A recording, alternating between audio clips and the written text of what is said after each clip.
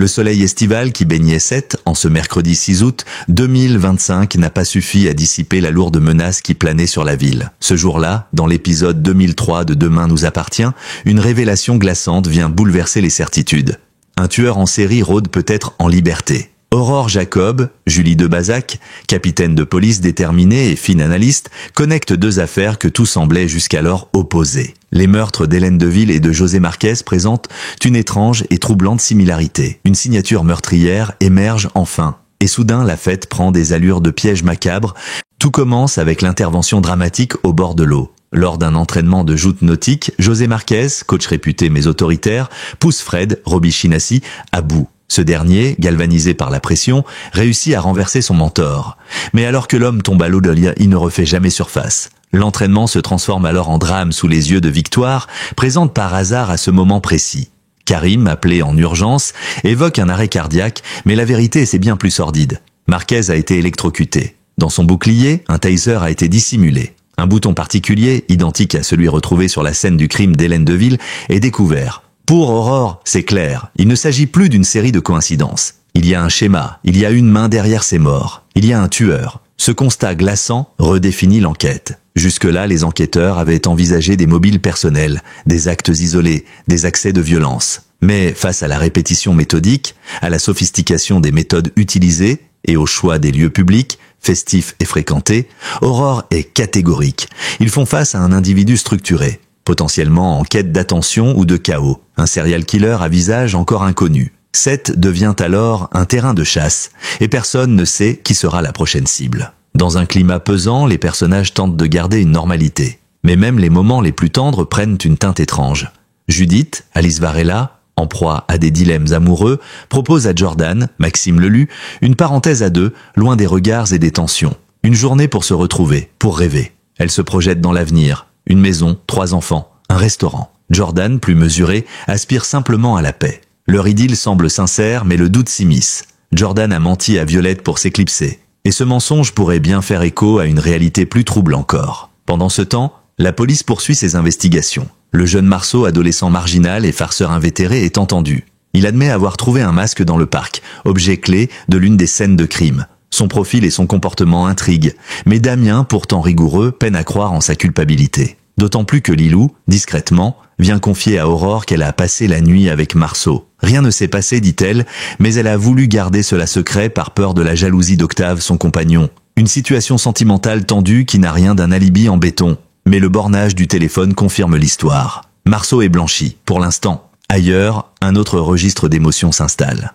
Camille met en place un subterfuge pour amener sa mère Raphaël, Jennifer Laurey sur la plage, sous prétexte de conduire Maude, soi-disant blessée, à l'hôpital. En réalité, une surprise les y attend. Martin Franck Monsigny, dans un décor romantique et épuré, fait sa demande en mariage. Il se met à genoux, les mots sont simples, sincères. Raphaël accepte, les yeux brillants. Ils projettent un nouveau départ, une maison pour leur famille recomposée, un dressing pour chaque fille, une douce bulle d'espoir dans un climat général de tension. Mais le bonheur semble éphémère dans Demain nous appartient. L'ombre du tueur plane, les indices s'accumulent, les certitudes s'effritent. Aurore établit le lien. 2 morts dans un cadre public, festif, électrifié, via un dispositif similaire. Elle ne veut plus perdre de temps. Si ce qu'elle pressent est vrai, alors une course contre la montre commence. Le meurtrier pourrait frapper à nouveau. Et la prochaine victime pourrait déjà être choisie. Alors que l'enquête prend une tournure dramatique, les soupçons commencent à se resserrer autour d'un nouvel individu. Ludovic, calme en apparence, souvent en retrait, Ludo, interprété par le mystérieux nouveau venu dans la série, est de ceux dont on ne sait jamais vraiment ce qu'il pense. Et justement, c'est cette neutralité troublante qui commence à inquiéter Aurore, car les connexions s'affinent. Et derrière les apparences anodines, une mécanique complexe semble se dessiner. Au lendemain de la mort de José Marquez, Ludo attend Victoire à la sortie de son service. Il n'a pas l'air bien, il évoque des crises d'angoisse, du stress, demande à la jeune femme des anxiolytiques pour l'aider à gérer ses émotions. Victoire, en professionnel, lui propose un suivi psychologique. Mais Ludo décline, préférant les plantes et le magnésium. Leurs regards se croisent, et déjà, un malaise flotte. Lorsque Victoire s'éloigne, la caméra et les regards se figent sur le visage de Ludo, désormais fermé, presque figé, révélant une tension intérieure difficile à ignorer. Qui est-il vraiment? Que cache-t-il derrière son calme apparent? Dans l'ombre de cette inquiétante scène, Marceau continue à faire parler de lui. Après sa confrontation avec la police, il finit par confier à Bastien qu'il a des sentiments pour Violette. Un aveu risqué, dans un contexte explosif, où chaque parole peut devenir preuve ou accusation. D'autant plus que Jordan, lui, a préféré mentir à Violette pour passer sa journée avec Judith. Il a inventé un faux casting. Une décision qui pourrait bien lui coûter cher si la vérité éclate. De son côté, Judith tente de faire le tri dans ses émotions. Lors de leur parenthèse amoureuse, elle demande à Jordan s'il se projette dans l'avenir. Elle rêve d'une vie simple mais riche. Une maison, une famille, un restaurant à elle. Jordan, plus prudent, dit simplement vouloir vivre en paix. Leur complicité est évidente, mais des fractures invisibles apparaissent. À la fin de la journée, elle le serre dans ses bras et lui dit « On reste en contact ?» Une phrase en apparence anodine, mais qui sonne comme un adieu voilé. Pendant ce temps, Aurore poursuit ses recoupements. Elle ne cesse de relier les pièces du puzzle. Un élément l'obsède, le bouton du taser retrouvé sur les 2 scènes de crime. Identique, inhabituel, presque introuvable. Ce détail lui donne la certitude que les 2 meurtres sont l'œuvre d'un seul et même individu. Une signature, une marque, un jeu morbide peut-être. La fête est devenue un terrain de chasse, et le tueur prend plaisir à frapper dans des lieux animés où le danger semble impossible. Un sadisme calculé. Dans un autre registre, l'annonce du mariage de Raphaël et Martin fait l'effet d'un baume. La scène de la plage reste suspendue dans les esprits. Martin, en homme attentionné, veut que leur maison devienne un cocon pour leur famille recomposée. Il promet un dressing pour chaque fille, un détail qui fait sourire, mais qui révèle surtout une envie sincère de bâtir quelque chose de solide. Raphaël, touché, lui répond qu'elle est fière de devenir sa femme. Ce projet à 2 s'oppose en miroir aux relations plus fragiles autour d'eux, notamment celle de Judith et Jordan déjà vacillantes, ou encore celle de Lilou, prisonnière d'un secret avec Marceau. Et justement, Lilou revient sur le devant de la scène. Elle prend sur elle pour venir voir Aurore malgré la peur des représailles. Elle lui avoue avoir passé la nuit avec Marceau, qu'il ne s'est rien passé entre eux, mais qu'elle lui avait demandé de garder le silence. La raison ? Son compagnon Octave est d'une jalousie maladive. Cette révélation d'apparence personnelle s'avère cruciale pour l'enquête, elle confirme l'alibi de Marceau. Et avec le bornage du téléphone, il est définitivement mis hors de cause. Un suspect de moins, mais un mystère de plus. Si ce n'est pas Marceau, alors qui ? De plus en plus, le nom de Ludo revient dans les conversations. Ses accès de stress, son changement d'attitude, son omniprésence silencieuse dans les coulisses des événements troublants. Tout commence à lier ce personnage à l'intrigue centrale. Mais rien n'est encore prouvé. Et pendant que l'étau se resserre, lui continue à avancer dans l'ombre, multipliant les faux-semblants et les confidences ambiguës.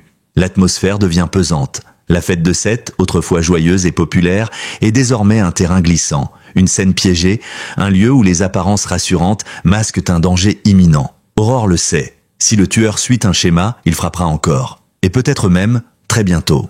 Le drame des joutes nautiques, qui avait débuté comme un simple entraînement de routine, marque un tournant sanglant dans l'épisode 2003 de Demain nous appartient. José Marquez, figure respectée mais rigide du sport local, est retrouvé mort dans des circonstances atroces. Et ce n'est pas un banal accident. Karim, en charge des constatations sur le terrain, annonce un arrêt cardiaque, mais l'examen de la scène livre une vérité autrement plus troublante. Marquez a été électrocuté. Et l'arme du crime est une fois de plus un taser savamment dissimulé dans un bouclier de joute. L'horreur de la situation fait rapidement place à la sidération. Quelqu'un a trafiqué l'équipement dans un sport où le contact est frontal, brutal et centré sur la chute à l'eau. Le crime est non seulement prémédité, mais exécuté avec une froideur chirurgicale. La précision du dispositif, son camouflage et surtout le moment choisi, une joute sous les regards de nombreux témoins, révèlent un esprit calculateur, voire démoniaque. Aurore, déjà profondément marquée par le meurtre d'Hélène Deville quelques jours plus tôt, entre alors dans une nouvelle dimension de l'enquête. Elle ne veut plus croire à la coïncidence. Et ce n'est pas simplement l'intuition de l'enquêtrice aguerrie qui la guide, c'est l'analyse matérielle, la science, les faits. Le bouton retrouvé sur le taser d'une forme rare, identique à celui découvert sur le précédent dispositif, vient renforcer sa certitude. Elle le dit clairement. Même méthode, même type de dispositif, cadre festif identique. On a affaire à un serial killer. La fête est sa scène de crime. Mais ce n'est pas tout. Le mode opératoire, bien qu'étrange, semble suivre un schéma. Le tueur ne frappe pas au hasard, il cible des individus dans des lieux publics où l'attention est ailleurs. L'effet de surprise est total. Il frappe dans le tumulte, là où personne ne pense à regarder. Et cela lui donne une longueur d'avance. Aurore comprend que si elle ne décode pas ce schéma rapidement, une autre victime pourrait déjà être dans son viseur. Dans ce contexte tendu, les éléments d'enquête affluent. Le service de Damien et Sarah, mobilisés sur les lieux de la mort de Marquez, confirme l'origine électrique du décès. Le taser est examiné au labo. Il a été modifié, renforcé, personnalisé. Ce n'est pas une arme classique. C'est un prototype, une fabrication artisanale mais redoutablement efficace. Et surtout, il faut des connaissances poussées pour créer un tel objet. Le tueur n'est pas seulement un psychopathe. Il est également technicien, bricoleur de génie ou peut-être même ingénieur. Une hypothèse se dessine. Le tueur prépare ses meurtres avec soin, en amont.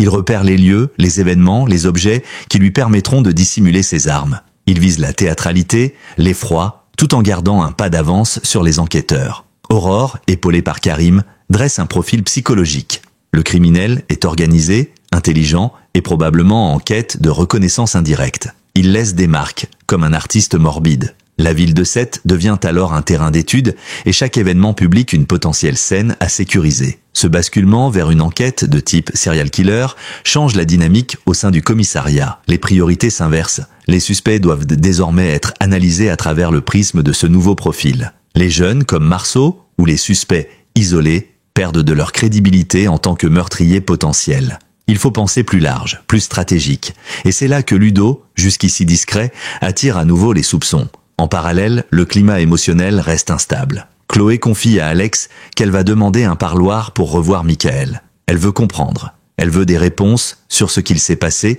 ou ce qui pourrait être lié à ces drames récents. Car dans cette affaire, plus personne ne semble à l'abri de l'ombre. Même les liens familiaux, même les plus anciennes amitiés vacillent en face à la peur. Raphaël et Martin, quant à eux, poursuivent leur projet de maison. Mais cette joie en apparence simple s'accompagne d'un sentiment d'urgence. Ils veulent te bâtir vite, fuir peut-être, trouver un cocon loin des drames. Martin plaisante sur les dressings pour chaque fille, mais l'émotion est palpable. Ils savent que tout peut basculer du jour au lendemain.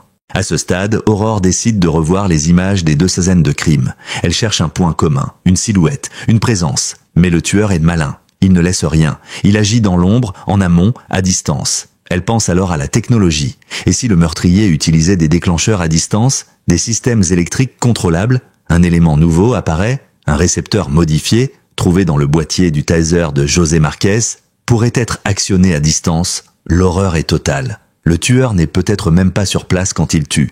Il faut faire vite. Le temps presse. Et Aurore le sait. La prochaine fête, la prochaine célébration publique, à Sète, pourrait être la prochaine scène de crime. À Sète, alors que l'étau se resserre autour de l'ombre d'un tueur méthodique, les intrigues sentimentales s'entrelacent dangereusement avec l'enquête. Dans Demain nous appartient, l'épisode 2003 dévoile une fresque émotionnelle aussi dense que troublante, où chaque mensonge peut devenir une arme, et chaque secret un piège. Les histoires d'amour, de désir et de jalousie deviennent autant de mobiles potentiels aux yeux des enquêteurs, embrouillant la piste du tueur et menaçant l'équilibre de plusieurs protagonistes. Au cœur de ce tumulte affectif, Judith, Alice Varela, tente de garder la tête froide. Elle a proposé à Jordan, Maxime Lelu, une journée hors du temps, loin du tumulte sétois. Une sorte d'adieu déguisé ou de dernier espoir. Elle veut croire en eux, en cet amour encore vif malgré les blessures, mais Jordan, lui, n'est pas totalement transparent.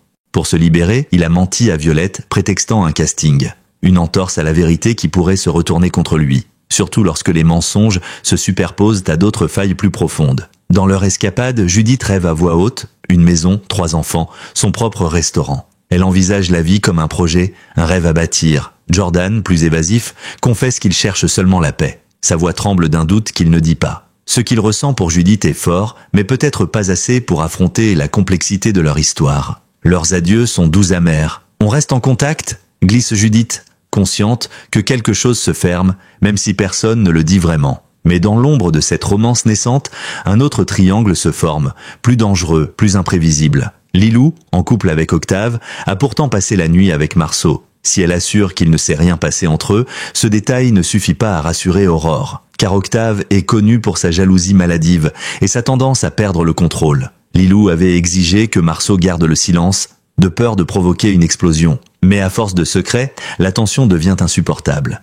Et dans une affaire de meurtre, où chaque mobile est à examiner, la jalousie reste un classique imparable. De son côté, Marceau, adolescent rebelle et provocateur, se retrouve au cœur de la tension. Après avoir été suspecté à tort, blanchi grâce au témoignage de Lilou et au bornage de son téléphone, il semble vouloir se racheter. Il confie à Bastien qu'il craque pour Violette, ce qui vient jeter un pavé dans la mare. Jordan, déjà instable dans sa relation avec Violette, ignore encore cette nouvelle donne. Ce simple aveu pourrait suffire à déclencher des réactions en chaîne et relancer la mécanique infernale des ressentiments. Aurore, de plus en plus fébrile, tente d'analyser les implications de ces relations croisées. Le tueur agit dans des cadres festifs, où se croisent justement toutes ces histoires d'amour chaotiques. Et si les sentiments n'étaient pas seulement des distractions, mais aussi des moteurs de passage à l'acte, et si la rage amoureuse ou la frustration, ou même le rejet, avaient armé la main du meurtrier. C'est dans cette atmosphère pesante qu'un autre détail vient s'ajouter au mystère. Le masque trouvé par Marceau près du parc des Pierres Blanches intrigue les enquêteurs. Il le portait parfois pour faire des blagues,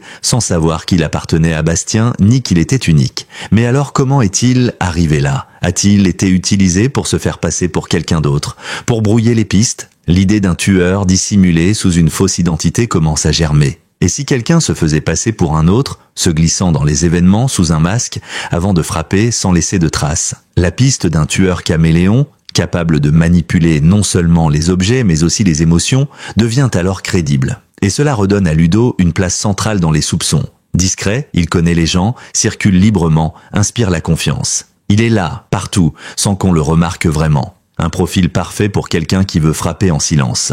Surtout que ses demandes de médicaments à Victoire, ses excuses floues et ses expressions figées lorsqu'il croit ne pas être observé composent une image de plus en plus inquiétante. Dans le tumulte de ces interactions, les émotions deviennent un terrain instable. La jalousie d'Octave, les incertitudes de Jordan, les non-dits de Lilou et la vulnérabilité de Judith composent un cocktail explosif.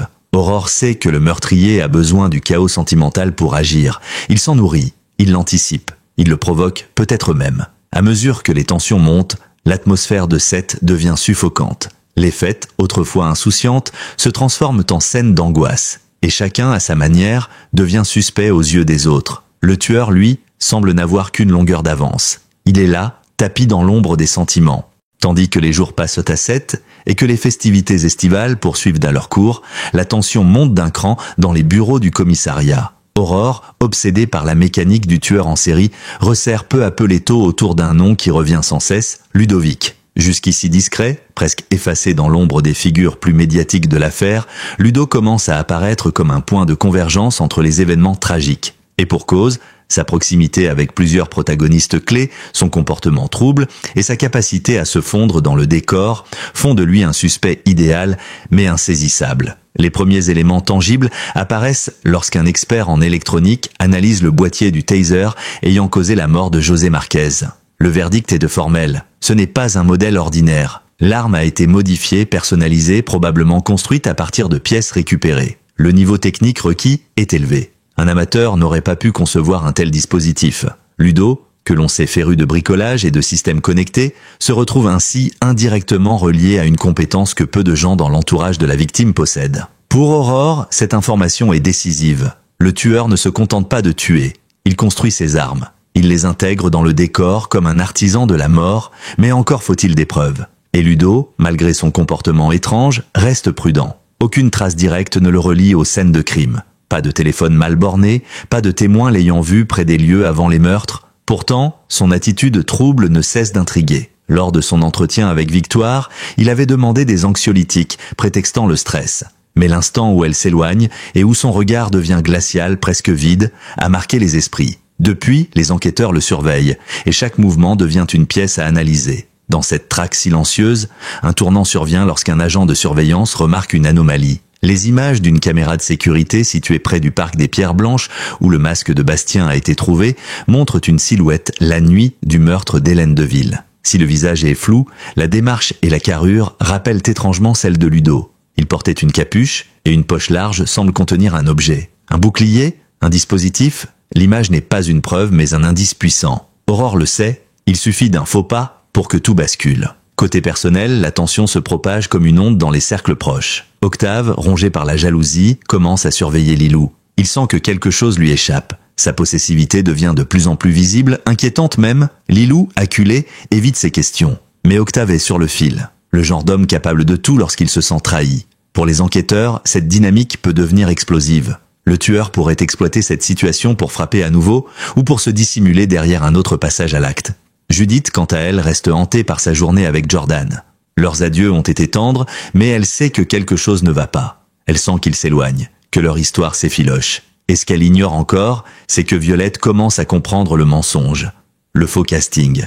L'absence prolongée, elle n'est pas dupe, la vérité pourrait éclater à tout moment. Et dans un contexte où les émotions exacerbées deviennent des moteurs de drame, tout peut déraper. C'est alors qu'Aurore décide de passer à l'offensive. Elle demande une perquisition chez Ludo, prétextant une enquête de routine sur les prescriptions illégales de médicaments. Mais au fond, elle cherche un indice, un outil, une preuve physique. Lors de cette fouille, une découverte les interpelle. Un établi où sont rangés des composants électroniques, des câbles, des boîtiers, et surtout, un bouton, identique à celui retrouvé sur les 2 scènes de crime. Le doute n'est plus permis, le lien est matériel, il est tangible. Mais Ludo, interrogé, reste calme, il nie en bloc, il affirme que le bouton en question vient d'un vieux projet de domotique. Il s'agace qu'on le soupçonne, il exige la présence d'un avocat. Son assurance déstabilise Aurore, pourtant rompue à ce genre d'interrogatoire. Elle sent que cet homme joue un rôle trop bien maîtrisé. Pourtant, elle sait qu'elle a une brèche, une faille dans la mécanique parfaite du tueur. Ce bouton, même s'il n'est pas suffisant pour l'arrêter, pourrait devenir la première pièce d'un édifice accusatoire. Il faut aller plus loin, recouper d'autres éléments. Ludo commence à perdre pied. Il ne s'y attendait pas. Et dans cette course contre le temps, chaque minute compte. Seth est en alerte. Alors que l'été bat son plein, une nouvelle fête populaire s'apprête à rassembler des centaines d'habitants sur les quais. Une célébration de la culture locale, des joutes, de la musique, de la vie. Mais pour Aurore et son équipe, cet événement a une autre signification. Il pourrait être le théâtre d'un nouveau meurtre. Un terrain idéal pour un tueur en série qui a déjà prouvé son goût pour les foules, les festivités et les mises en scène électrisantes. Tout s'accélère. Aurore, renforcée dans ses convictions par les éléments retrouvés chez Ludovic, demande à Martin de mettre la zone sous surveillance renforcée. Des patrouilles seront déployées en civil. Des dispositifs de sécurité sont discrètement installés. Des drones même, fournis par la gendarmerie, survoleront les quais pendant l'événement. Le moindre geste suspect sera capté. Pourtant, au fond d'elle, Aurore redoute l'échec. Elle le sait, le tueur a toujours un coup d'avance. Il observe, il anticipe, il manipule. De son côté, Ludo fait profil bas. Depuis la perquisition, il ne sort plus que rarement, mais Aurore reste convaincue qu'il agit, en silence. Elle pense qu'il prépare un nouveau piège. Son visage, lors de l'interrogatoire, est resté impassible, trop impassible. Ce calme n'est pas naturel. C'est celui d'un homme qui a déjà tout planifié. Pendant ce temps, les tensions personnelles continuent de se tendre. Violette confronte Jordan. Elle a compris qu'il n'était pas à un casting. Elle a compris qu'il était avec Judith. La dispute est frontale, violente. Jordan tente de se justifier, mais le mal est fait. Violette s'effondre, blessée, trahie. Dans son malheur, elle appelle Lilou. Les 2 jeunes femmes se retrouvent, et dans leur conversation, un nom revient avec insistance, Ludo. Elles l'ont toutes 2 vues agir de manière étrange, l'une chez elle, l'autre au spoon. Rien de concret, juste des gestes, des silences, des regards. Mais dans une enquête comme celle-ci, les intuitions comptent. Aurore est alertée. Elle fait venir Violette au commissariat. Ce qu'elle dit est flou, mais confirme un détail fondamental. Ludo semble avoir repéré en amont les lieux de ces crimes. Elle l'a vu plusieurs jours avant la mort de José Marquez, tourner autour du lieu d'entraînement des joutes.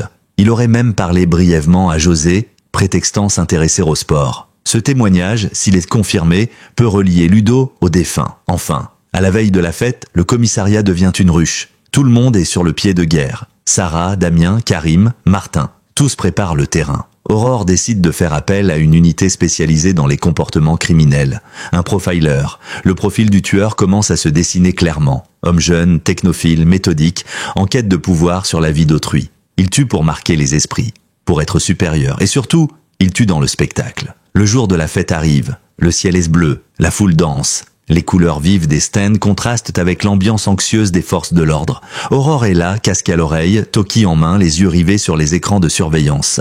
Chaque visage est scruté, chaque geste analysé. Et soudain, une alerte. Un technicien repère une anomalie sur un bouclier de joute rangé en réserve. Un petit boîtier, logé discrètement sous la poignée. Il ressemble trait pour trait à celui ayant causé la mort de José. Aurore se précipite. L'objet est neutralisé à temps. Aucun blessé. Mais le message est clair. Le tueur était prêt à frapper. Encore. Aurore comprend alors qu'il est dans la foule. Peut-être tout près. Un plan d'évacuation est enclenché sans panique. Les stands ferment progressivement. Le public s'éloigne. Dans l'ombre, un homme observe la scène. Son visage est indéchiffrable. Il recule. Il disparaît. Les heures passent. La fête est annulée. L'objet est analysé. Et dans le boîtier, une empreinte. Partielle, mais suffisante. Elle appartient à Ludovic. Ludo est immédiatement arrêté. Lors de la fouille de son appartement, les enquêteurs découvrent une série de plans. Des schémas d'armes, des listes de noms. José, Hélène et d'autres, y compris Jordan. Interrogé, Ludo finit par s'effondrer. Il avoue les 2 meurtres, il parle d'un besoin de contrôle, d'un monde trop bruyant, trop insensé. Il dit qu'il a voulu créer de l'ordre dans le chaos, il a frappé là où tout le monde riait pour qu'on l'écoute, pour qu'on le voie. Seth est en état de choc. Les habitants apprennent avec stupeur que le jeune homme discret, croisé 1000 fois au Spoon ou sur la plage, était un meurtrier. Aurore, elle, est vidée, mais soulagée. Elle a sauvé des vies. Elle a brisé la mécanique de la terreur. Dans les jours qui suivent, la ville panse ses plaies. Martin et Raphaël avancent leur projet. Judith reçoit un message de Jordan. « Merci pour ce jour loin de tout. Je ne l'oublierai jamais. » Et Aurore, elle, regarde le port au loin, en silence. Elle sait que d'autres orages viendront. Mais aujourd'hui, Seth respire, vivante. Merci d'avoir regardé cette vidéo jusqu'au bout. Si cette enquête haletante vous a captivé autant que nous, n'hésitez pas à nous le faire savoir en laissant un commentaire juste en dessous. Vos impressions, vos théories, vos moments préférés, on lit tout. Abonnez-vous à notre chaîne pour ne manquer aucune de nos prochaines vidéos, qu'il s'agisse de nouveaux rebondissements dans Dem, dans